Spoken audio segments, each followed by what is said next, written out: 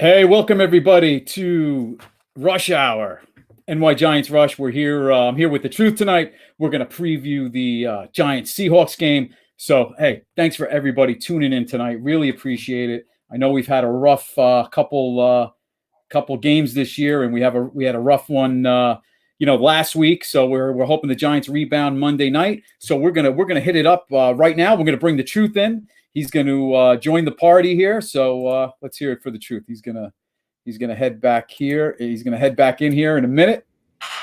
What's going on, Chris? Can you hear me? Yes. Hey, Mike. How's it going? It's going well. As well as it could be right now. That's right. We got Darius in the room. Hey, Darius, thanks for joining us tonight.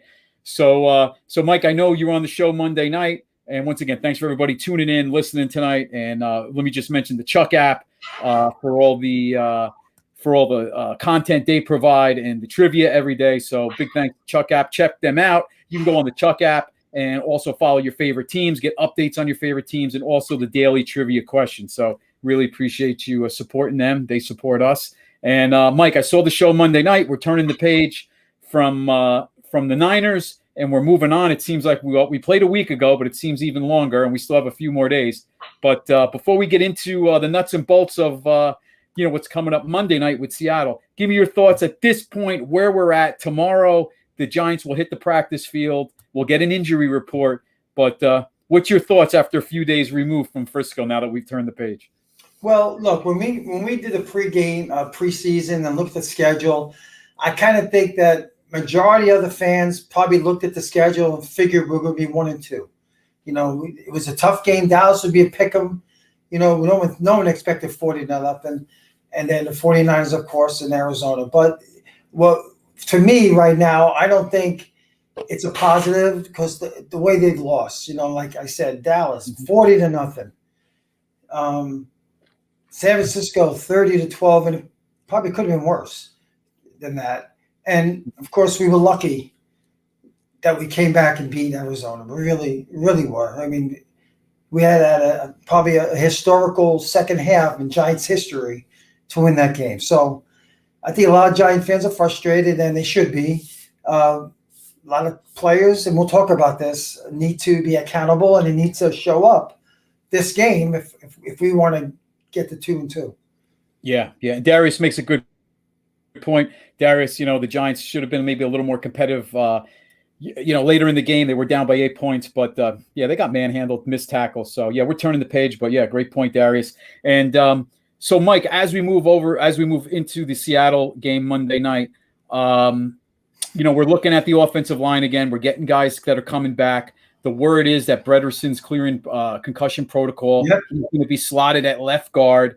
McKeithen, which we always thought would be a Zudu at the guard spot, we're going to probably see him from what we've heard from Dable, came right out and said that McKeithen's going to be right guard, which tells me Zudu they like as that swing tackle, and rather than juggling the line, if they were to put Zudu at guard and Thomas got hurt or they had to move him around, let's bring him off the bench where they're not juggling the line during the game. And I mean, that's the way I'm looking at it, right, Mike? Where Zudu's coming off the bench to be that swing tackle, and he's ahead of Pert. I mean, we could see it. He's jumped ahead of Pert at this point. Yep, I agree. And I tell you, McKeithen, he showed me a lot that second game that he played, and he could be. I know it's early, but he could be the answer they're looking for at the interior line position. The big boy, 6'7", 330 plus, and. Hopefully he'll continue it and have a good game. And we desperately need Thomas back. I mean, that is a key right now for them to get him back to help solidify this line. Yeah, and I'm pretty optimistic. I mean, he was probably questionable. They said for that San Francisco game, and he made the trip. Well, obviously, he made the trip. He was there for Arizona too. But I got to think that this break with the hamstring, I got to feel pretty optimistic that he's going to play. Monday night. I mean, we need him. I mean, that segues to Jones.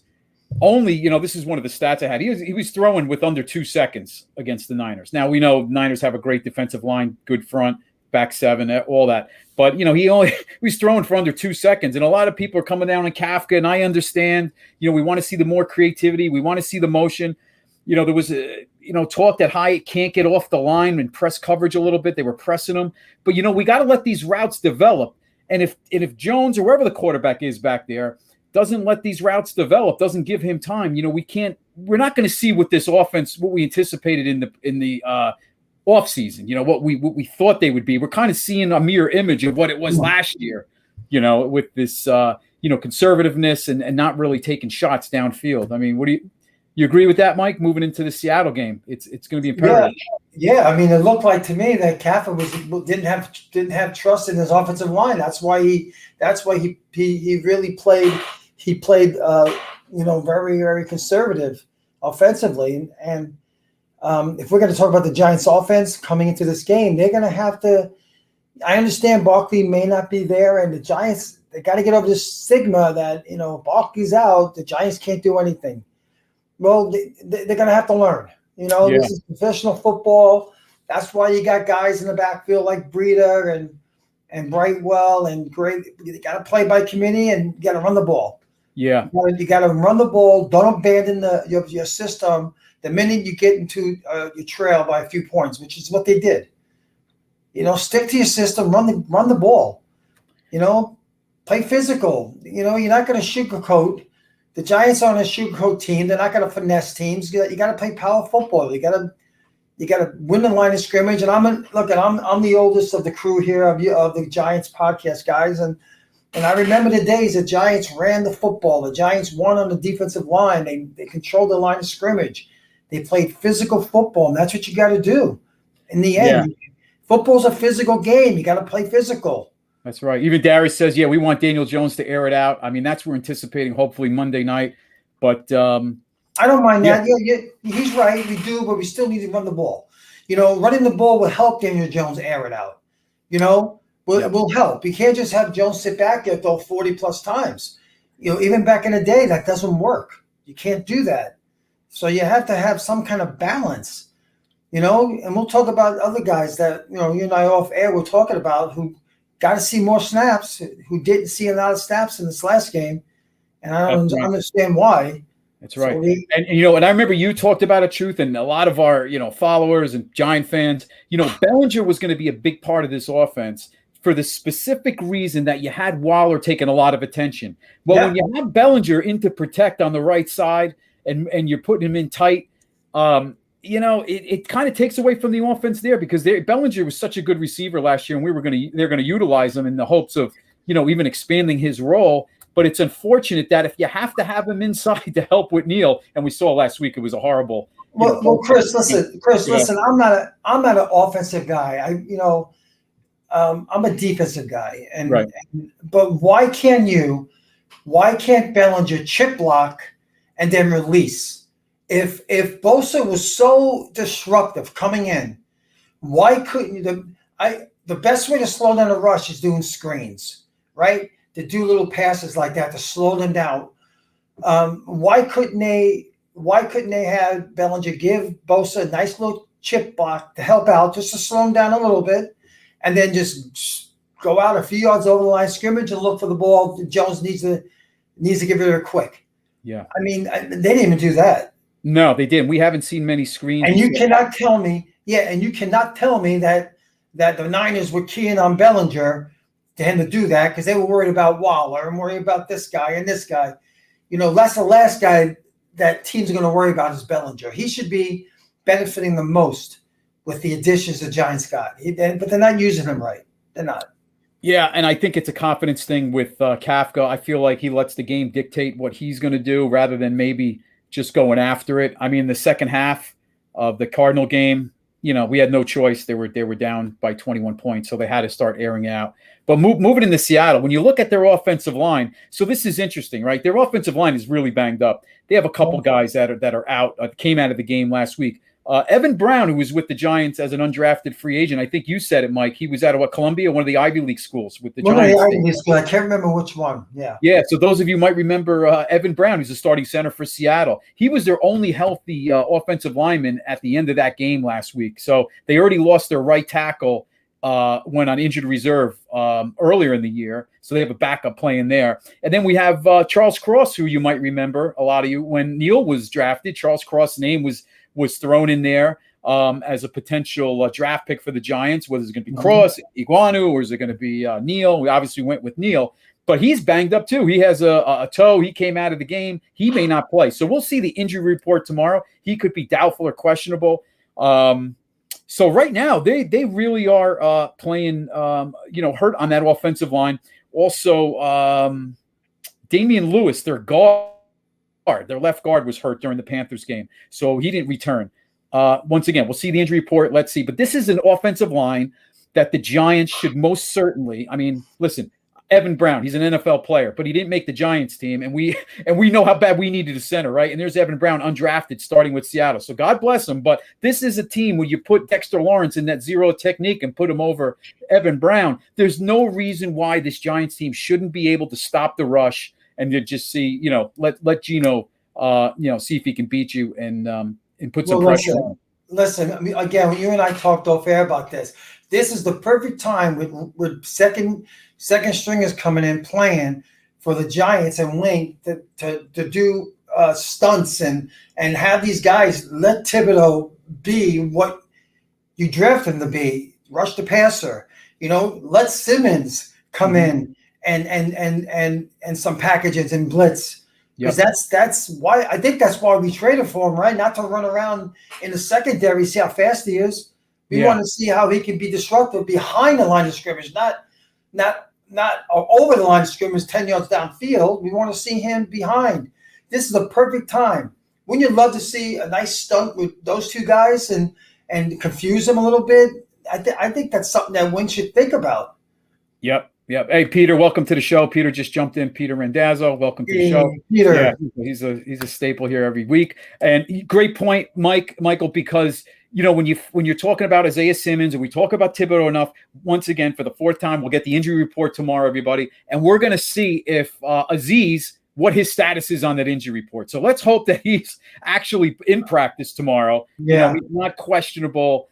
He gets some action tomorrow. We'll see what the status is as we move on to later in the week. But, we need him on the field. I mean, this is getting ridiculous at this point where, Thibodeau, Aziz were supposed to be the two big mainstays here to build this defense. And obviously Okereke and, Texter, those guys. But, we need Aziz here. It's almost like, we need both to feed off each other with Thibodeau and Aziz in the game. So unfortunately, we can't get them on the field. Yeah, quick, Chris. Jay made a good point. Says, stop making tackles. He has one quick thing here, and he's right. He's right. Yeah. Listen. I mean, come on. You're playing NFL football. There shouldn't really be any kind of instruction on how to tackle. Seriously. Come on. Yeah. We were talking off air, and I only played high school football, and if I didn't make a tackle, I would have to run a lap. Yeah, and that's how our coaches were, and it's embarrassing when he yells at you and you got to be running laps, and everyone keeps playing. So take some pride and make tackles. Right. And who else made a good point over here? I was looking at it. I think Darius did. Smith. He said, "Let's just get after 8 to 10 games, get to 500." Well, we're going to talk about that, Chris and I, and you're going to see the schedule come up. It's not as easy as you think. It's not as easy as you think. Yeah, well, we'll talk about it later on. Talk about it. But we want to get to we want to be after 8 games. We got to be at. We'd like the Giants obviously to be at 500. That's where we want to be. But moving along, right? The offensive line, we know they're a little dinged up, and they're playing with backups. And the guys that will be playing, if they do make it back into the game, like their left tackle Charles Cross, he may not be 100%. So a lot of opportunity there to take advantage. Now moving along on the defensive side for us, when we look at facing a Metcalf, a Lockett, NYGIANTSRUSH, who hasn't gotten much, and I hear the Seattle fans kind of chirping a little bit. They're not happy that he hasn't gotten many touches. So let's talk about the receiving core. It seems like Lockett is always a go-to guy, for Gino. Obviously, Metcalf, I think their receptions are kind of the same. They're right in that 18 to 20. They're very similar. And then you drop to NYGIANTSRUSH, I think he might have 7 or 8 catches. But surprisingly, the running back position, if you combine the running backs of Kenneth Walker and the other two guys. Charbonnet, the kid from out of UCLA. I believe so, yes. you're talking about 16 receptions out of the running back position. So I think Geno, with the checkdowns, and he hasn't been sacked much, 5 times in 3 games. So I think the check down is big for Geno. He always relies on that, even going back to the Jets. But 16 receptions out of the running back position. Kenneth Walker, he's not a McCaffrey, but he can catch out of the backfield. And he can run, and he can chew up yards if you don't get him early. He gets through that initial line, he's going to chew up yards on you. That's right. So when you look at that Seattle offense, they rushed for 140 yards last week against the Panthers. Kenneth Walker had 97 yards, averaged 5.4 yards a carry, which is damn good. 3 receptions. So here we go. 3 receptions he had. Not great, but 60 yards, okay? 10 catches for the season. So, he's almost averaging 3 catches a game. But as a total, 16 receptions for the running back spot. So they're averaging at the running back unit about 5 catches a game out of the backfield, totaling about 4 touchdowns. So that's what that running back position has. Actually, wait, I think Kenneth Walker actually might have 4 touchdowns. Does he have 4 touchdowns already? I think it did say that. Wow, that's pretty damn good. Yeah, and you know what, Chris, we talked about, again, Chris and I, we start kind of early off the air. We go over a lot of stuff and talk. And I mentioned this, that I really think the Giants should, if they win the coin toss, should go on defense first. They should make a statement. They should play aggressive football at home field, stop the Seahawks, and then take over the ball. I think they really got to do that. Get this whole Giant Stadium's fans psyched up. The glory days of defense. That's the only way to do it. You got to play inspiring football with passion. And truth, it sounds good until they go 80 yards and come down the field. Well, you know what? Hey, listen. Make a stop, right? Everybody make a stop. You're right. But you know what? This is where you challenge the players. And this is what Wink and Dable should be saying. Guys, this week, if we win the coin toss, defense we're gonna get the ball, give them the ball. Defense, you're gonna show up. I mean, let's these guys got to friggin' own up. They have to, for sure. Normally I'm a patient guy, but I'm getting very frustrated when I see lack of emotion on these guys. That's what I'm seeing. They looks like they don't want to tackle some of these guys. I'm not saying everyone, some of these guys. Mm-hmm. And you can't play football with just some of you guys playing inspiring football. You have to be a team collectively. You have to play as a team. Yeah. No, you're right, Mike. It sure looks that way. So when you also look at Seattle, I mean, they're having the same problems on offense on third down. They're at 30% conversion rate on third down, which is horrible. The Giants will fix that. Giants will make it easy. Right? What are we? We're the recipe. We're the perfect recipe for their woe. We are. We're pretty up there, aren't they? Didn't you have a stat with the Giants? Oh, what's their efficiency against third down? Pretty bad, right? On defense? Yeah. Yeah, we're actually better. Yeah, we're better with the Giants. Say better, like I play for the Giants. They're actually 28th. The Seahawks are 31st on defense on third down. So they can't get off the field either. They're actually worse, if you can believe that. The Giants are 28th.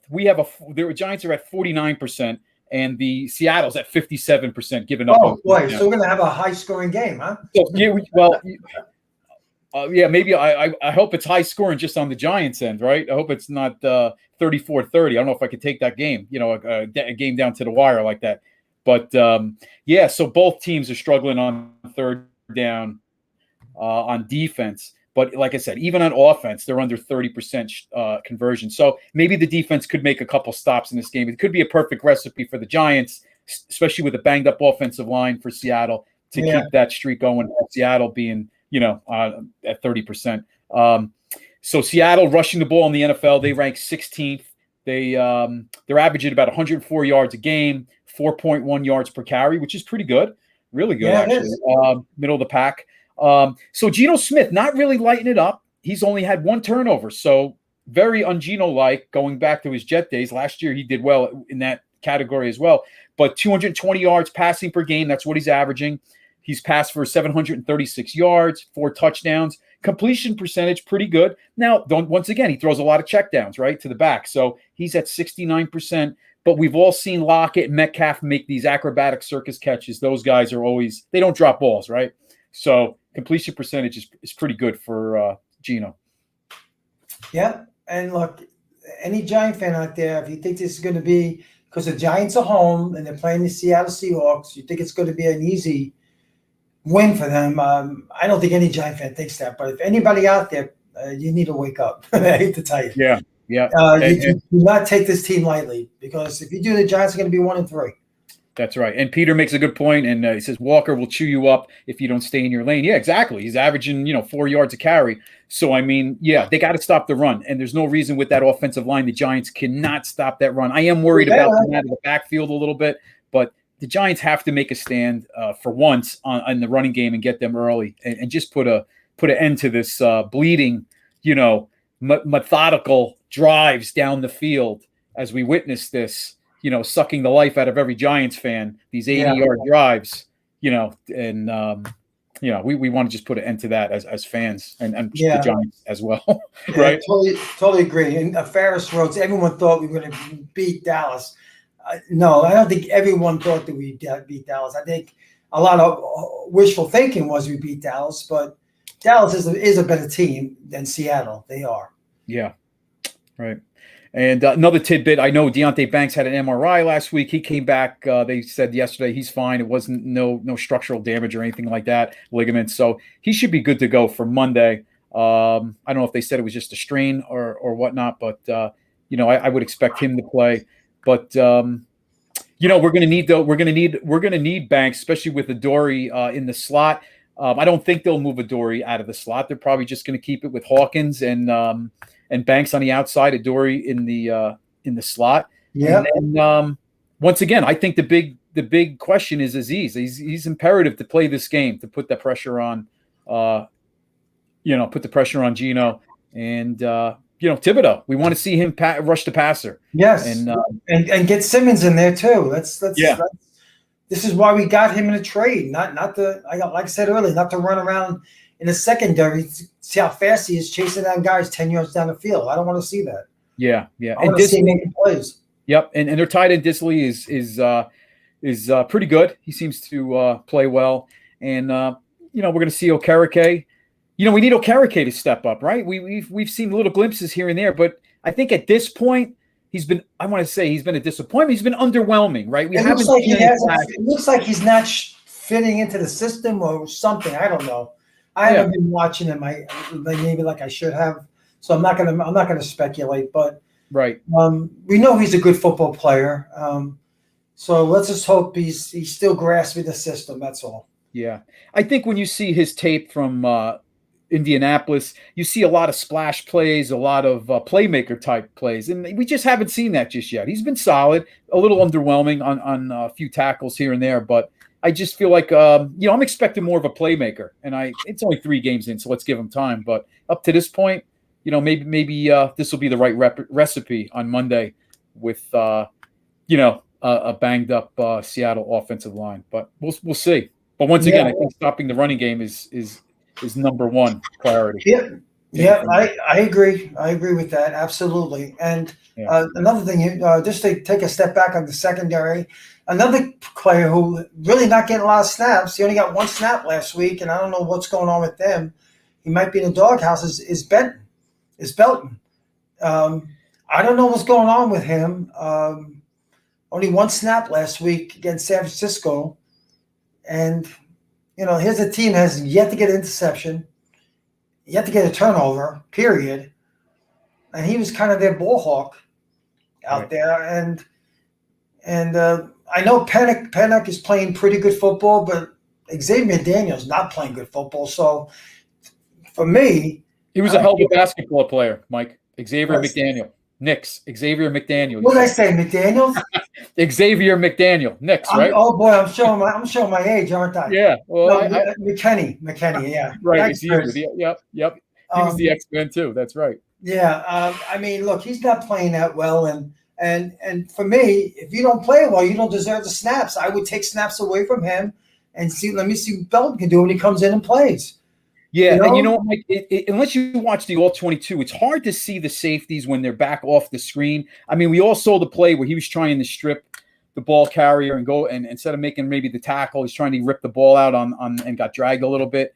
But yeah, I mean, we're expecting.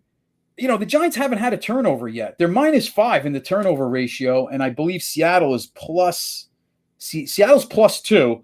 So I mean, yeah, we expect McKinney to have an interception at this point, make a big play, and we just haven't seen that either. So No, he's digressed. He's digressed over the last couple of years. He has.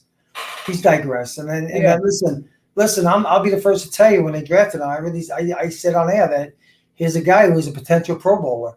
And his second year he had a great season, but after that he's been downhill. Right. I mean, this is a big year for him. Obviously, he's going to want a deal. So, I mean, you'd think, boy, he's really going to ball out. But, once again, we got to pump the brakes a little bit. It's only the third game of the season. We're going into the fourth. So let's see how this all unfolds. But you know what? I got to think if we don't see any improvement, or any type of, Xavier McKinney type of plays out there, whether it's interceptions or playmaking type. I mean, Belton, one thing with Belton, you always see him around the ball. You saw that as soon as he got the game before he got hurt, and then he came back. But he seems to always be around the ball. He's got, a couple interceptions. I think he did lead the Giants with interceptions, maybe with 2 or 3, which isn't like mind-blowing. But, he's always around the ball, it seems. And he's a good tackler. So, I don't know. Maybe we'll look. Hey, I think next year we could be looking at a Belton and Pinnock and then Javarius Owens, and obviously maybe they draft somebody or pick somebody else. But there's another guy Owens we could see down the line. But I'm with you, Mike. I'm expecting more from McKinney, more from Okereke. Aziz can't get on the field. Thibodeau, I don't know if I blame him 100% because I see him in coverage and maybe just Wink cuts him loose this week. I don't know. Yeah, there's so many question marks right now with this whole defense. I'm not sure which way we turn. No, yeah, I know. It's and again, I just want to see inspired football. I want to see the Giants come out with some enthusiasm, some urgency and passion. I want to see them gang tackle. I'm going to go back to Carl Banks. He talked about that on Twitter a few days ago. If you look at those Giants teams, boy, they would gang tackle you, and I don't see that with the Giants. I see them grabbing you and just trying to get the football. I don't see guys going backwards when they get hit. I see quarterbacks. I see opposing quarterbacks hitting our safety and getting through for the touchdown. That's what I see.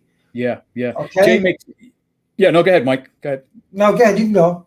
No, Jay makes a good point. Deferring helps you to control the clock and momentum too. And you know what? And I didn't realize this till coaches spoke about this a couple of years ago. The reason they like to defer as well is that in the hopes of having the last drive at the end of the first half, knowing that they're going to get 2 in a row. So pretty interesting there, because years ago, when you go back to the 90s, everybody used to take the ball. This is kind of a new thing. I want to say maybe the last 10 years, we see teams more and more defer. I even see it at the high school level. Chris, I gotta tell you, man. I mean, during the Giants' times when I used to watch them in the '80s, Parcells they play defense first. You're right, and Parcells, they were like the exception. I think the teams with the big defense, when you look at a Chicago, you looked at the Steelers, you look at the Giants. I think a lot of those type teams they wanted the ball because that was their that's what they were built on. Right. Make a statement. Yeah, for sure. So good point, Jay, and I hope. If they do defer, I hope they just make a stop and get out off the field in the third. I tell you what, I'll be at the game, and I think if the Giants were to stop them and make a 3 and out, which they haven't done, I think you're gonna get what they call a Bronx cheer. Everybody's gonna stand up and just go nuts. They're gonna go nuts. They're like, hey, thank you. You're like, amazing, right? And that's infectious. The Giants players got to feed off that. You got to be kidding me. Yeah. How sad is this? If that happens, Mike, I'm probably going to turn to the person next to me and say, you know what? We're going to win tonight just because they got off the field on a 3 and out for the first drive. That's after you say truth was right. I will. Yeah. You called it. Are you calling it? Are we going to? Are you saying that, Mike? That 3 and out, we're going to get off the field? No, I'm not going to say 3 and out, but I'm going to say they make a stop. They're going to stop them to make a punt. Okay. All right. I think they should do it. I think they should take the ball and go. All right. Yes. All right. So we're saying they won't get past the Giants 40 somewhere, and maybe that'll be the line of Yeah. demarcation right there. Okay. All right. Good. Well, hopefully that happens. So Mike and everybody. So we're moving over. Let's move over to the Giants offense. I mean, this is something we've been talking ad nauseum for years. The offensive line. I mean, okay, so Dable surprisingly, calls out and says McKeithen is the right guard, which I didn't expect him to even mention that, but he did earlier in the week. So, like we said before, McKeithen's going to be the right guard. We're looking at Schmitz, obviously, at center. Left guard is going to be Brederson. Then we got Neal and Thomas, hopefully back, and Azudu off the bench as the swing tackle, or God forbid he has to come in at guard. So we're set there. Hopefully that happens.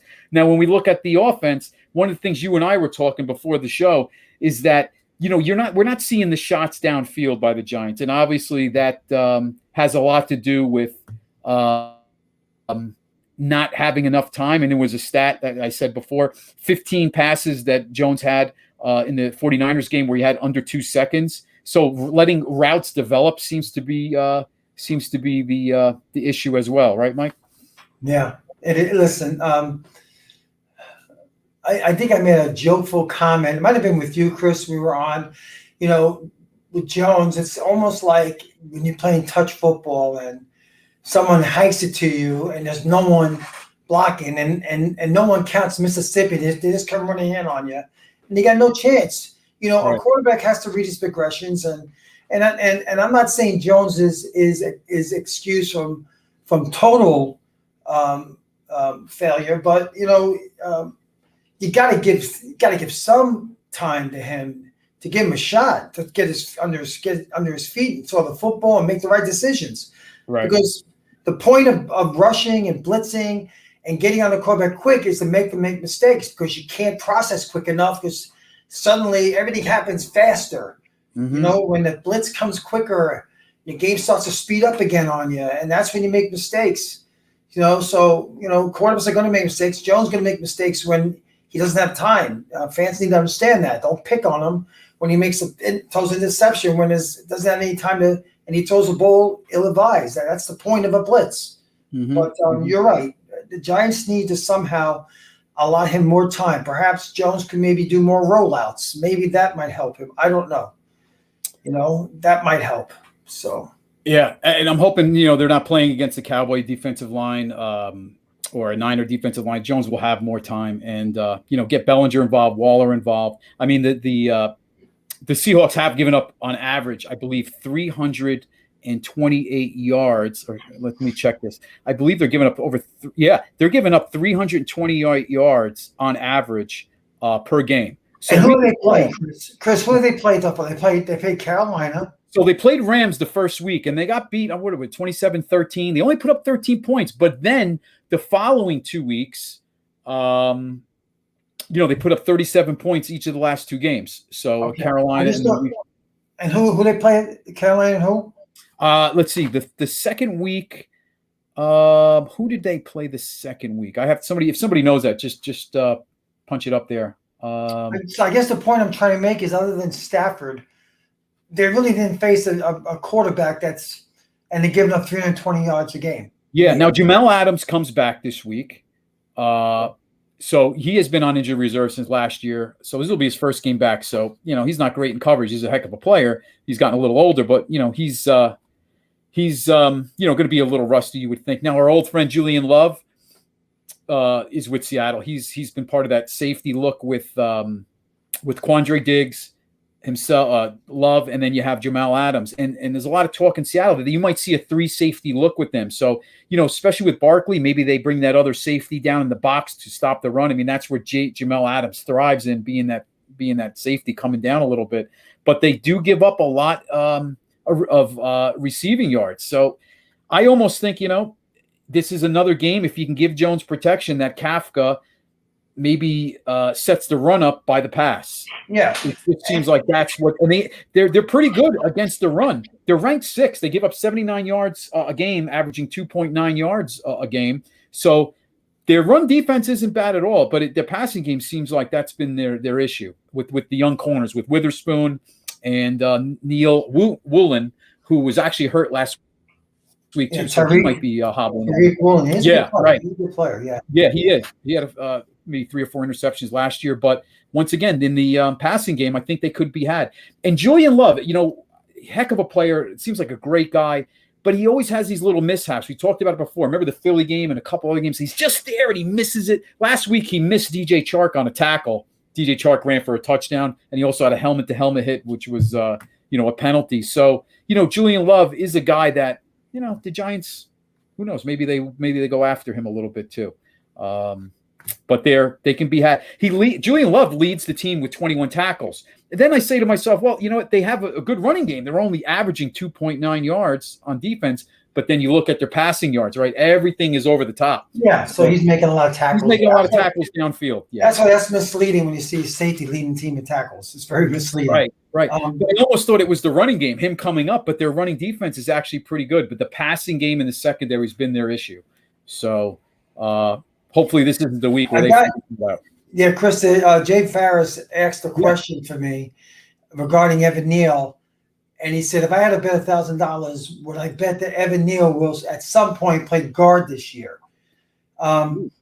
It's hard to say after going into our 4th game, but you got to realize if the Giants were to do that, that means who's going to play right tackle? Who's going to go play right tackle? Now you're moving guys, and especially if this kid McKeithen is playing good right guard, why would you want to do? I think when you have I'm not giving up on Evan Neal, Jay. I guess here's my answer.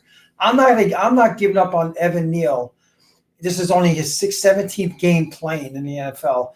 Let him play a full 2 seasons. Let me see what we got after the season. And then at the whole off season to evaluate and then make a decision.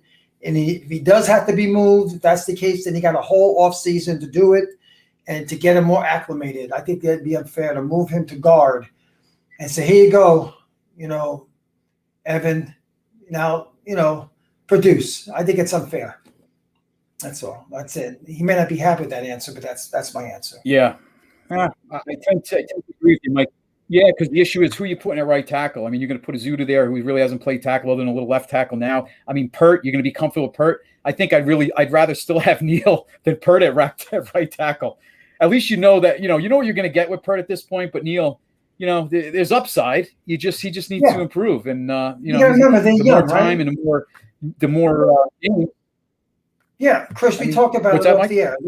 We talked about it off the air. This is a young offensive line. The oldest guy is Bredesen.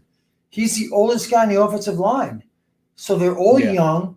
And look, I get frustrated watching this offensive line as everybody does. I do. I get frustrated. I just want to see them get a little better every week, and sooner or later you're going to see them start to gel. I just don't think it. I just think it's too soon to jump ship on some of these guys. I really do. Yeah. I think you're spot on, Mike. And unfortunately, we got to let this play out because there's really no other option right now unless you do take a roll the dice with somebody else in there. But I think the good thing is moving forward, we solidified the center position. We solidified the left tackle. We think Azudu and McKeithen are going to be players. So one of them will be slotted. And I would think it's going to be McKeithen in the future at right guard. And then that left guard spot could be Azudu unless they bring a guard in and they work Azudu as that swing tackle down the road next year. I mean, there's so many variables. But you're right. I liked him. I even liked him when they drafted him. Yeah. But he showed me that he's a very, very sound blocker, and he's done thus far as a pass protector. He's done pretty well. Yeah. Of course, he can get better, like they all can. But I agree with you. I think I put it this way. I don't think this is the offensive line of the future for the Giants we're looking at right now. I don't think it is. I think we will probably see an addition in the offseason somewhere. I don't know where. Right. Certainly not left tackle or center. How's that sound? Mm-hmm. Certainly not a left tackle or center. But we're going to see something, and Joe Shane's not a moron. He knows what he's doing. So you got to have faith in that with him. Yeah, I mean, we spent high draft picks with Azudu and McKeithen. He did. So yeah, he did. I mean, he spent. He didn't neglect it. He did. And I want to jump real quick to this game, who I think might surprise people, who could be surprise offensive weapon, and I think it could be Bellinger. I'm getting a fly in my face here. I think Bellinger could be the surprise guy on the Giants' offense. I think you might see them go to him a little bit, especially when they get down to the middle of the field and down to the red zone. I have a funny feeling with him. Yeah, no, and that's what we're waiting for, because that was the talk in the offseason. It's just going to open up stuff for Bellinger with the attention to Waller. So I agree with you. As long as this offensive line and they don't need to keep him in the block, I think, you could be right. And Brian just chimed in. We were talking about that earlier. Yeah, perhaps Neal at guard. Maybe in the offseason, if things don't work out this year, we could see Neal at guard and he solidifies that spot, because we got him for 5 years, right? So he's going to be around. He's not going to be cut. He's going to be moved to guard if it doesn't work out at tackle. He's too high of a draft pick, and you get the 5th-year option with him as the first-round pick. I agree with that. I think the last resort would be move him to guard, but I don't think it'll be during the season. Right. That's just my opinion. But who knows? It's fine. And then you go find a swing tackle, and maybe you roll with Azudu and McKeithen at our guards, and there we go. But obviously, we're worried about this year. So moving forward, our receiving core, Mike. Paris Campbell going up against questionable defense. We haven't seen much from Paris. It seems like, we're seeing a steady dose of Hodgins, Hyatt sprinkled in there. Obviously, Waller's involved. Slayton, he's a mainstay there on the outside. But let me ask you, Mike, going into Monday night, looking at that Seattle defense, the way they stopped the run, would you open up the game with play action and take your chances, or would you not do play action, empty set? Like, how are you looking at Monday night in terms of, do you have enough confidence in the offensive line going against an okay defense that is ranked 28th in the NFL? Okay. What do you think? Okay. All right. Now this is a defensive guy talking about offense, but so I'll give it a shot. I think the Giants, Kafka or Dable, whoever's doing it, I think we have to be diversified in our formations. I don't think we should have just an empty backfield with Jones back there. I think we should have at least 50% of the time double tight ends. I think Bellinger needs to see at least half the snaps. And I would love to see Waller not just in line, more on the outside too, to create mismatches with the smaller corners. I would like to see more motion with our wide receivers, go in motion more, because sometimes when you do that, guys make mistakes on who covers what and where do they cover. That's the whole point of going in motion.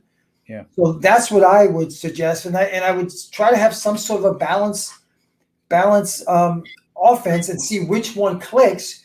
Maybe a little running is going to open up the passing game, or maybe a little bit of throwing will open up the running game for them. You have to see what the defense allows you. So I would just be open-minded on offense and have various formations and see which one works. Mm-hmm. What do you think? No, I'm right on with you. I think they need to open it up and like you said before, get Bellinger involved, and Campbell just needs to. We saw so many different things in the offseason with training camp and different clips of being this creativity that we expected, and we're just not seeing it. I know. So I feel like I'm with you. Open it up and get these playmakers the ball. Like a Paris Campbell. That's what we anticipated from him. Yeah, and don't forget Robinson. Don't forget Robinson. Wando Robinson. Oh yeah, well absolutely. He's back in the fold. So sure. Yeah, why not him? Yeah. Once again, I keep thinking about letting these plays develop, and I feel like Kafka wants to do this. I don't know. He's got to be able to trust the offensive line, because these formations and these plays need to develop, and I feel like they don't trust it enough where the play action and let these guys go in motion and come around and fakes and others throw into the backside. I want to see it. I just feel like Kafka's got to trust it. Unless you're down 28-20, what they were 21 points against Arizona. I feel like right now it's the only time we're going to see it. It's because you have no choice. Yeah. So to your point on defense, right? If we could if you make that initial first stop and you're feeling good, you have the ball, it opens things up for you, and you have the play scripted. So let's go with it, right? Open it up, and let it set up the run. Let it set up the run. Agreed. Especially if Barkley's coming back from an injury, right? I mean, you're not going to give him 20 carries on Monday night. You're gonna mix him in. You're gonna sprinkle him in. I don't think he's going to be the workhorse Monday night. He's going to be working in there. You're going to ease him back in as well. Yeah, it shouldn't be coming off an ankle.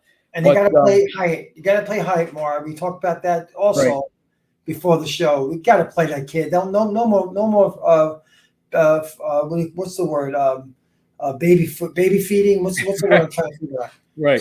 Spoon feed them. Play the kid. Play him. I mean, listen, even if you get a Barkley at 70%, they have to account for him, right, everybody? So you're going to have to, pay attention. So I'd rather have a Barkley at 70% than not have him in the game, because it's just one more thing for Seattle to have to deal with. And Peter, as long as it doesn't hurt him, as long as he doesn't get, right, seriously hurt, and he's out for another 5 weeks now because of this. That's yes. Yep. And a big hello to Mark Thompson. And Peter, I'll be at the game, section 244, Monday night. 244. The one, Mike, we know from the Giants organization for years with Ronnie Barnes, their athletic trainer, is that they're very conservative, right? They don't seem to put guys on the field. They're not going to chance it. It's never like a 50-50 type of thing. They really wait till the odds are in their favor, it seems, with the players to get them on the field. So I'm confident that if Barkley does get cleared to play, he's going to, he'll be good to go, like himself. He's going to, that's my feeling, is that if he's going to play, he's not saying he's going to be 100%, but I feel like we're going to see a Barkley that's going to be out there doing his thing. Maybe not with as many touches, but we'll see him out there looking like Barkley and what we expect. So we're going to have good weather. I saw that in the comments. So that's good. So that should be it should be an entertaining game. And I got to be honest with you. I stopped predicting scores. I stopped doing that. But I think this game is going to probably be a little bit more high scoring than we think. It could be like the Arizona Cardinal Giant game, like that kind of game. I think that's what we're going to see. Well, and I'll tell you, we talk about scoring. I don't have that stat in front of me, but I believe, and somebody could check this out, Arizona, the Seahawks in the red zone on defense, I believe, and I think the red zone is inside. They're bad. I think they've given up. There's been 5 in the red zone. They've given up touchdowns in all 5. So they're at 100% give up rate in the red zone. Which, if we can get in the red zone, that bodes well. So that's a good stat for us, for the Giants. Let's get in the red zone and score. It seems like that could be had. Once again, they scored 13 points the first week, but the past 2 weeks they've scored 37, 25 against the Panthers in the second half. So I'm not sure about the why they had such a late start. Panthers are probably a little better than we all thought. Andy Dalton, I guess. Was it Andy Dalton playing? The Panthers are not a bad defensive team. No, they did all right. They just kind of caved in at, the second half. But, I mean, I don't know. Let's see if we can get the Seahawks back to where they were week 1 against the Rams, 13 points. I mean, are they going to score 30 in the 30s for a third straight game on the road? Maybe. But I think the Giants could keep them hopefully in the 20s and outscore them. I mean, this is a defense they should – if the Giants can't score this weekend against this defense, then it doesn't look good. So, Mike, I know we got a few minutes left. We touched upon it earlier. But let's talk about – and I hate to do a win-loss game, but if we look at the schedule, this really is a must-win, right, Mike, Monday night? Because looking down the road at the next 2 games, Buffalo, Miami. Yeah, this is a must-win. There's no sugarcoating this. They got to win this game. They're home. They're 1-2. They got 2 tough teams who are easily going to be projected to the playoffs in the AFC, right? Miami and Buffalo. Which, by the way, what did Miami's score last week? How many points? 70. 74. I don't think the Knicks score 70 points half the time. What did they say? That's O'Reilly was in the 40s. Pat Riley, they never scored 70. Did I read that right? The last time a team scored 70 points was in the 40s? Something like that, yeah. Well, yeah. I mean, come on. I mean, look, they got to win this game, guys. I think every knowledgeable Giant fan understands that. They got to win this game. And I hope the players understand this. So they better come out juiced and ready to go and fired up. That's right. Passion. I mean, they got to be ready to play. That's right. And Chris D makes a good point. Stop abandoning the run. And I know we talked about it earlier. Kafka comes from that Reed, philosophy where it's like pass first. But it seems like even with Reed, he's an awesome coach, Hall of Famer. But even he abandons the run. So I feel like Kafka has kind of, molded himself a little bit like a Reed. Where he's not Andy Reid. He's not Andy Reid yet. Oh, maybe probably no, of course not. Right. But yeah, don't abandon the run. Because this game shouldn't be that type of game where they have to abandon the run. It's not going to be a game they're going to get blown out in. These teams are pretty equal. I think we're going to be we're playing on our level here on Monday night. As long as the Giants come out and they want to tackle, that's the other thing, right? But that's it. So yeah. So looking at the schedule, Mike, we got to get the Giants have to win Monday night to get to 2-2 because we go to Miami and then we go to Buffalo. Worst case scenario, you come home and you're 2-4, and you're playing a divisional game against Washington. Hopefully, at that point, the following week, the Jets have imploded and they're ready to pack it in. So, but you can't, it's a Jet Giant game, so they're going to come to play. And it's a Washington Giant game, which is always a tough game. And Mike, yeah, it always is. And the worst case scenario, and I know this, leaving the game Monday night, walking out of there, all Giant fans were going to be saying, "Holy, you know what." We are probably going to be 1-5, or excuse me, 1-4, right? We got 2 losses. We'll probably be 1-5 coming back home when we play Washington, which will be like thinking this is 2017, 2018, 2015. These are the kind of, before October just started, middle of October, and we're 1-5 playing catch up. Oh, I hate to say it's going to be over at that point. We're 1-5 coming back to Washington. They should give up. That's right. We're not saying they should give up, but it's going to be hard. It's going to be hard to any team that's 1-5 to come back to not only get to 500 again, to even try to make a playoff berth. It's going to be extremely hard. I don't think anybody's ever done that.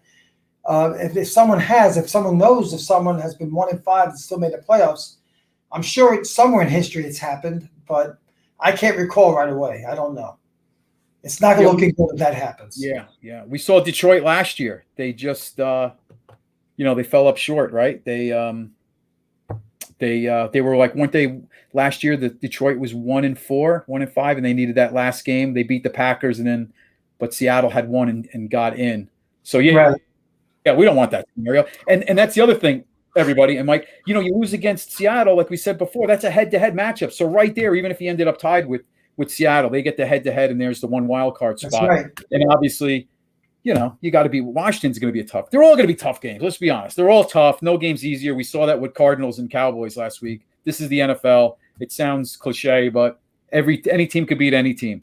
It could. You're right. Anything can happen, but the Giants got to play with passion to even have a chance to win. They got to make tackles. That's right.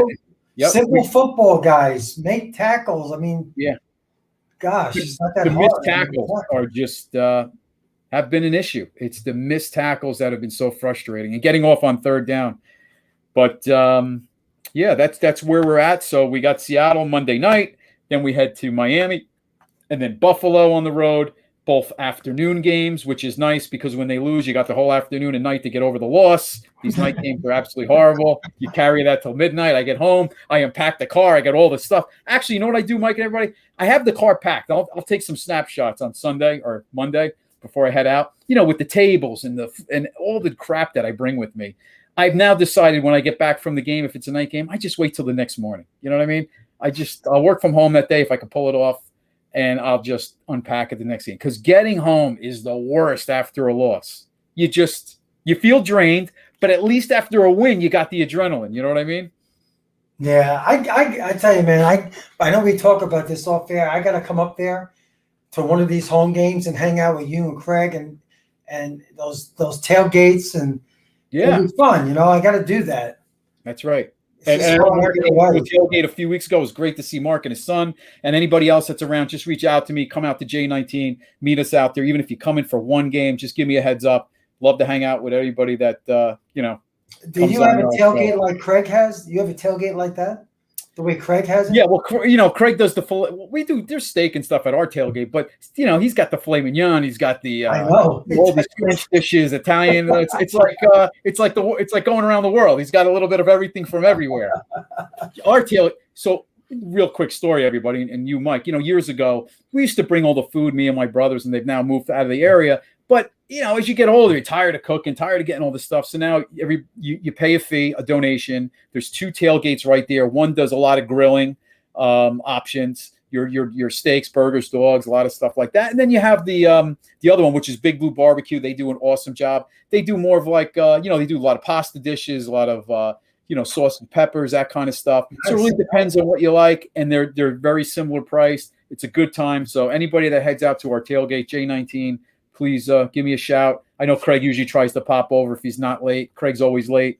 I tell him to get there early. He goes, I was there, but you were gone. Oh, it takes 40 minutes just to get to the seat. I mean, I'm not waiting until 5 minutes before the game, Craig. I told him, I said, instead of taking the bus in, Craig, just drive your car in. Just leave it there. And then take, one day, don't take the bus in with the whole group. Just take it, because they get there a couple hours before. I'm there, I'm like a sick person. I'm there for like 7 hours. Are you really? You get there like 2 in the morning? At a 1 o'clock game, I'm there at 8 to get my spot by the cave. Usually my son, he's annoyed. He's in the car sleeping or doing homework or whatever. He's like, what? He doesn't want to be there early, but I have to get the spot. And then they have breakfast there. So it's cool to see everybody. It's a fun time. So, but yeah, a lot of fun. I used to say, last thing, I know I'm talking a lot here. I used to say, Mike and everybody, the last 7 years up until last year, going to tailgates, it was like a funeral. Tailgating was like the repast. That was like, and now we would say, let's go and see the body. Once the game came, it was like secondary. All right, 1 o'clock, time to view the body because you knew they were going to lose. So the tailgate was the fun part because the game you just knew wasn't going to come out very well. So anyway, hopefully things are changing. But anything else, Mike, you want to add? What do you want to No, I think I said my piece. I think I want to see that. I want to see them defer the ball if they win the flip. And I want to see passion. I want to see aggression. I want to see urgency from both sides of the ball. That's it. Yep. And let's go. Let's see what Jay said. I got to just post this up real quick. Jay just said about the team being hyped, and then we'll cut out of here. Once again, while this is coming up, thanks for everybody for coming and listening to the show. Without everybody here, we wouldn't have a show, so we really appreciate it. There's a lot of podcasts out there. There's room for everybody, right? So we appreciate you giving us the time to come on our show and hang with us. So we appreciate that. This team was hyped up big time. Tickets aren't cheap and people feel lost. You're so right, Jay. You're so right. Yeah, tickets are expensive, aren't they, guys? I don't know. Oh yeah. Of course. You nailed it there, Jay. Of course. All right. Very good, everybody. Well, we're coming up on 9 o'clock. Once again, I'm Chris. That's Mike the Truth. Please follow us on Twitter. And we appreciate all your support. Always chiming in with Craig and Spartan Mike, Alex, and the whole crew. Once again, love having you here every week. We'll catch you. So next week, Monday night game. Obviously, we're not doing a show during the Giants game. Right. So Tuesday will be the recap. So 8 o'clock Tuesday will be NYGIANTSRUSH with Craig and the rest of whoever else is on. So we'll catch you then. Once again, thanks. Enjoy the game. Have a great rest of your week. And let's get a big Giants win on Monday night. All right. Take care, everybody. See you guys.